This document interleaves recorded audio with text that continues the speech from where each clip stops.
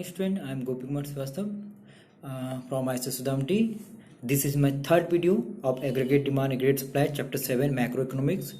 And in this video, I am starting a new topic about explain the average propensity to consume, which is the types of consumption function. In the previous video, I already discussed about consumption function. Now I am discussing about the average propensity to consume, and it's with the help of table and diagram.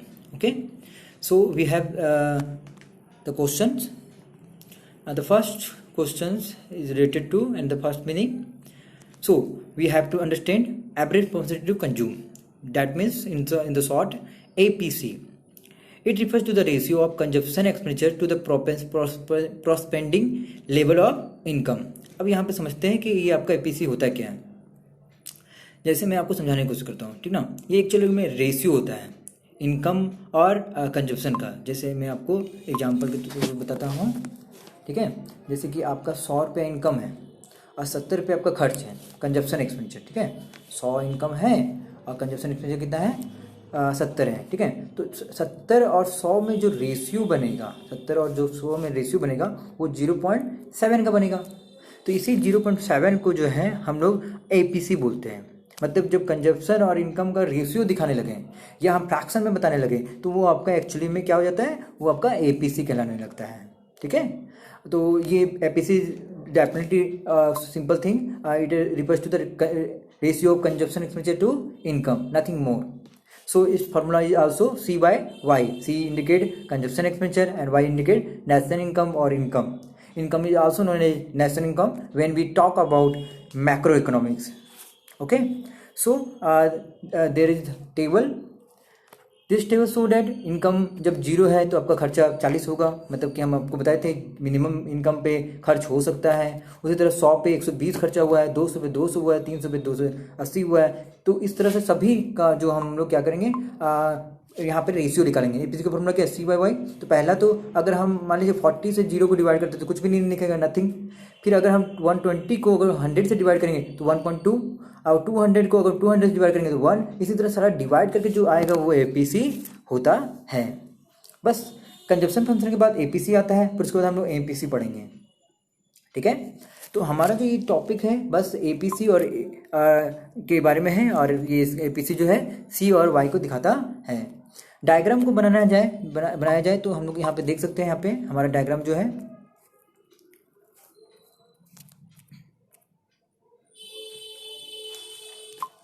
देखिए diagram को दिखा देते हैं. मैं ये देखिए आपका ये डायग्राम है, Y एक्सिस हो गया, और यहाँ पे मैंने इनकम को नीचे ले लिया है और आपका कंजप्शन को ऊपर ले लिया है. अब इसको बनाने का तरीका भी बहुत इजी है. आपको याद होगा शायद जो मैंने बताया था कि 0 पे कंजप्शन 40 है, फिर 100 पे कंजप्शन 120 है, फिर आपका 200 पे कंजप्शन 200 है, ठीक है, 300 पे कंजप्शन 280 है. तो इस तरह से ये मिलाया जा रहा है इस पॉइंट को, और किसी एक पॉइंट पे आपको बताना है कि आपका APC एक्चुअल में है कितना. तो अगर इस पॉइंट की बात करें तो यहाँ पे देखा जाए तो नीचे से आपको मैं क्लियर थोड़ा सा बढ़िया से दिखाता हूँ. आप देख सकते हैं यहाँ पे कि देखिए अगर मैं यहाँ पे APC को इस पॉइंट में दिखा रहा हूँ, ठीक ना. तो इस पॉइंट में अगर देखा जाए नीचे में तो इनकम कितना है, 100 है, और इधर से कंजप्शन कितना है, 120 है.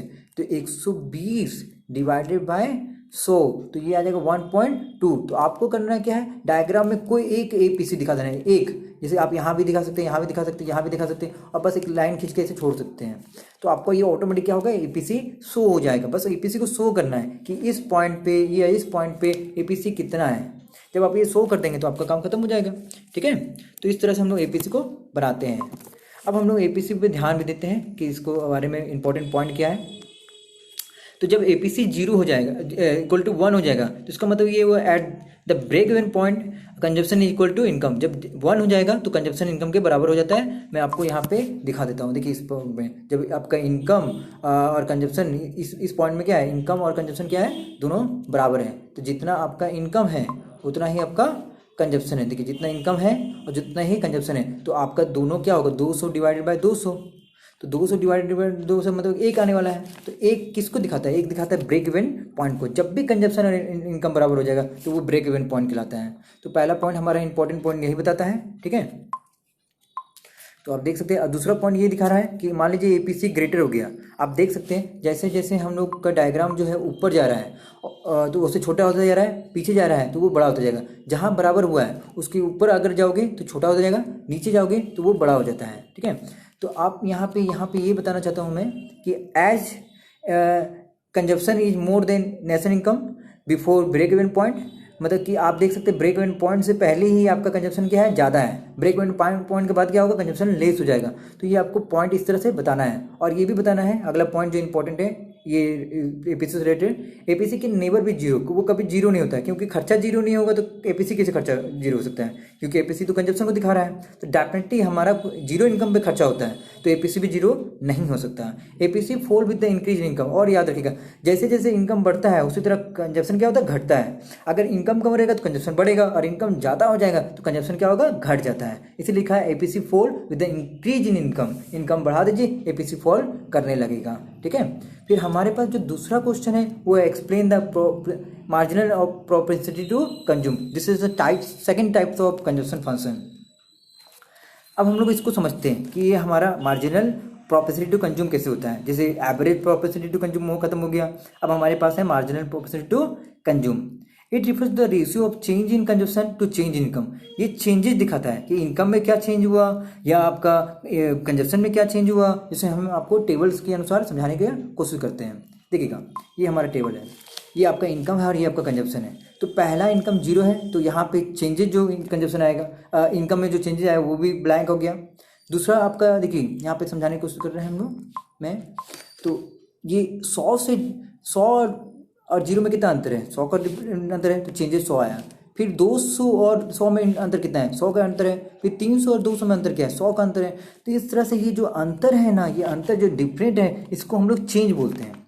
अगर हम ये चेंज इनकम से निकालें तो चेंज इन इनकम, अगर यही कंजम्पशन से निकालें तो ये चेंज इन कंजम्पशन हो जाता है। अब बाद में हमारा जो फॉर्मूला बनता है वो बनता है delta C by delta Y, या डेल्टा चेंज को दिखाता है कि क्या चेंज आ रहा है। तो हमारे पास सारा चीज़ है।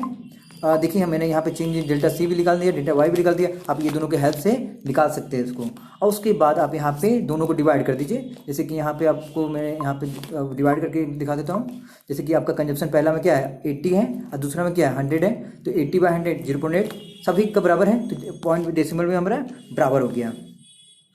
ठीक है, अब इस चीज़ को ही हम लोग को डायग्राम में भी पुट करना होता है और कहीं एक दिखाना है। चाहे कंजप्शन फंक्शन हो, चाहे एपीसी हो, चाहे एमपीसी हो, सबका डायग्राम सेम होने वाला है। और किसी एक जगह हम लोग को एपीसी एमपीसी को प्रूव करना है कि यहाँ पे एपीसी एमपीसी क्या होगा। जैसे मैं आपको प्रूव करके दिखाता हूँ कि हमारा एपीसी एमपीसी क्या होगा।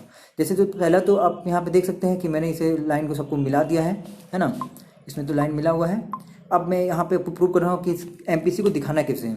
अब यहाँ पे जो डिफरेंट 200 और 300 के बीच में वो आपका देख सकते हैं, तो वहाँ पे 100 डिफरेंट है, या 100 या 200 में डिफरेंट कितना है 100 का है। और यहाँ से डिफरेंट, इधर से डिफरेंट देखा जाए तो ये चेंज इन कंजप्शन कहलाएगा, और इधर से डिफरेंट देखा जाए तो चेंज इन इनकम कहलाया जाएगा। उसी प्रकार से एक चेंजेस जो है वो आपका नीचे से निकाला गया है और एक चेंजेस जो है आपका ऊपर से निकाला गया है।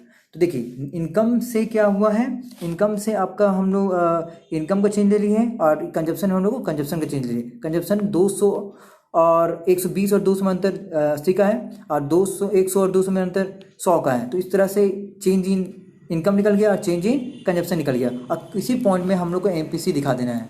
एमपीसी का formula delta C by delta Y. तो आप यहाँ देख सकते हैं पहला 80 लिखा हुआ है, 100 लिखा हुआ है, तो 80 डिवाइडेड बाय 100 तो कितना आ जाएगा 0.8 आ जाएगा। तो यहाँ से हमारा ये पॉइंट भी बन जाता है। ठीक है, तो इसको समझाने के लिए मुझे डायग्राम का यूज़ करना पड़ रहा है। लास्ट में मैं इस पर एक और वीडियो बनाने वाला हूँ जिसमें मैं आपको टोटल प्रैक्टिकल समझाने वाला हूँ। अगर कहीं आपको कन्फ्यूजन हो रहा है इस पर तो उसका भी टेंशन बिल्कुल ना लें। ये चैप्टर बहुत ही ईजी है, आपको उसको समझना पड़ेगा। ठीक ना, आप आगे बढ़ते हैं हम लोग। ठीक ना, अब इसका इंपॉर्टेंट पॉइंट हम लोग चेक करते हैं।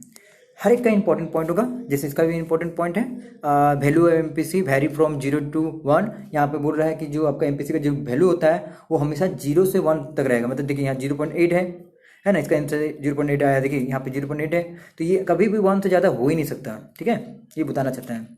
MPC of the poor is more then of rich. यहाँ पे ये बोल रहा है कि एमपीसी जो गरीबों का होता है वो आपका ज़्यादा होता है रिच से, क्योंकि गरीब ज़्यादा खर्च गरीब ज़्यादा खर्च करता है और अमीर कम खर्च करता है। अमीर का मेन बात है इनकम ज़्यादा रहता है, खर्च तो करता ही है, पर इनकम बहुत ज़्यादा होने की वजह से अगर वो 1 लाख रुपये कमा रहा है तो कितना खर्च करेगा सर? 30,000 खर्चा करेगा, 40,000 रुपये करेगा, चलो 50,000 रुपये करेगा, 50 तो बच गया।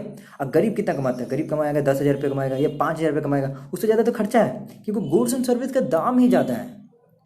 तो अमीर क्या करता है, पता ही नहीं चलता है अमीर को, और वो कुछ परसेंटेज में काम कर लेता है और बहुत सारा पैसा बचा लेता है। पर गरीब के साथ ऐसा नहीं होता है, इसलिए यहाँ कहा गया एमपीसी ऑफ पुअर। पुअर मतलब गरीब का जो एमपीसी होता है वो ज़्यादा होता है और अमीर का कम होता है। एमपीसी मतलब खर्च। फिर यहाँ आगे बढ़ते हैं तो हमारे पास है MPC fall with the successive increase in income. पर जैसे जैसे इनकम बढ़ाओगे एमपीसी घटते जाएगा, ठीक है। फिर अगला जो क्वेश्चन है हम लोग का वो है एक्सप्लेन द सेविंग फंक्शन, ठीक है। तो ये हमारा वीडियो कंप्लीट हो गया है।